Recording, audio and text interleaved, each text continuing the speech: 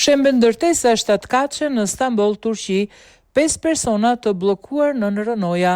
Një ndërtesë shtatkaqe është shembur në distriktin Gobze të provincës Kocaeli në Turqi, duke lënë të paktën 5 persona të blokuar në Rënoja.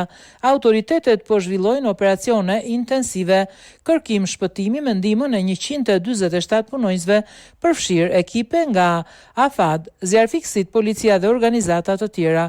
Guvernatori Ilhami Akac deklaroi se shkaku i shembjes ende nuk dihet, ndërsa prioritet mbetet shpëtimi i personave të mbetur poshtë rënojave.